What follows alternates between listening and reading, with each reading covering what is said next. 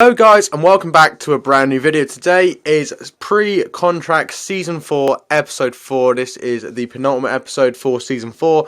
Then we've got season 5 and then this series is coming to a close. So hopefully you guys are looking forward to this episode. Thank you so much for the support on all of these videos so far. They have done really well, every single one of them. I'm sorry that I've been so inconsistent with YouTube and stuff. Just been busy with life, trying to find a job, stuff like that. It's just, you know, my life's changed a lot since when I started YouTube, and stuff does always seem to change.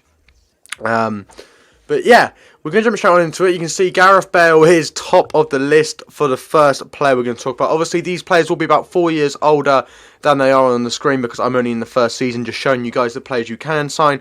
Bale, obviously, amazing player, doing well with Wales as a country for the Euros, which is good. He is injury prone now, which I didn't know, but he's still a very, very good player indeed. Chiron Cuadrado as well. I don't know if he is still a 5-star skiller. He is still a 5-star skiller. Obviously went to Juventus, was at Chelsea for a little bit, didn't really work out.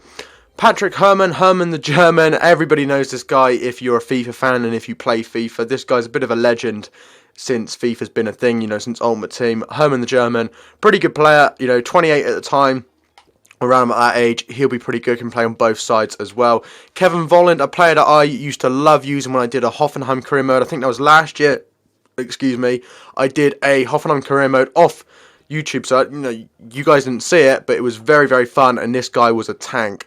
Definitely worth getting. Gokantor, never really heard of this guy too much. Don't know if he's too good. I mean, he's got 4-star, and he can play both sides of midfield, right or left.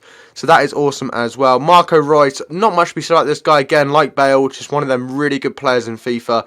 Definitely will be worth signing. Even though he'll be close to 30 years old, he'll probably be like 88, 89 rated.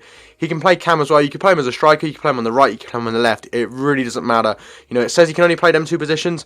He can play anywhere you want and he'll be amazing. Marco Reus is a great player. Again, though, injury prone, which is something to consider. Samir Nasri, bit of a lesbian, me being an Arsenal fan. Not the greatest love for Nasri. I mean, he's definitely declined a lot in recent years. He's pretty dog shit now, to be honest. And not really someone I'd consider you guys having, but he is someone if you need him as kind of a backup, maybe for a lower league team.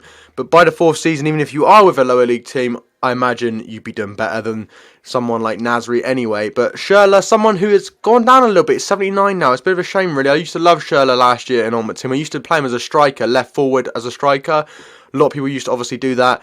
4-star. He's a really good player as well. Definitely could do a job for you. I would probably play him probably in the centre or as a striker. That's kind of what I prefer to use Schürrle as. He can play as a centre forward, but yeah, he's now at Wolfsburg, still pretty rapid as well, and definitely could do a job for you. Hulk, bit too old really to be considering signing, but still a fairly decent play. He can play striker as well, and right mid or right wing. You could play him on the left if you wanted as well. It really wouldn't matter. We have Candreva, someone who we had last year in a Fiorentina series, a very popular player to sign in career mode, and get him on a free would be amazing. He'll probably be about an 86, 87 overall by that point as well. He's a really good player to sign and definitely does have potential to grow as well.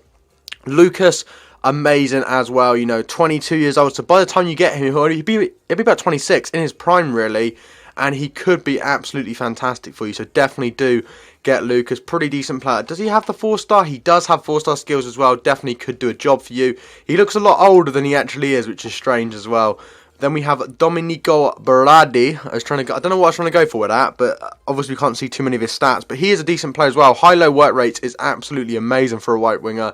Unfortunately, only 3-star, which for me would put me off. I do like having a 4-star on the wingers, but still a pretty decent player. Pedro obviously went to Chelsea last season. Decent player, he's a decent player, Pedro. There's not a great deal to say about him really. I used to like using him on Ultimate Team this year. At one point, he's pretty good for a starter player. He can play on both sides, right or left wing. He's got 5-star weak foot and 4-star skills. A very good player. Definitely someone you should probably consider picking up. Conor Palankia, obviously a bit of a beast this year. A lot of people have talked about him. Very quick, very rapid, very good. 4-star. Not a lot to be said. Pretty cheap player to sign. Definitely would recommend.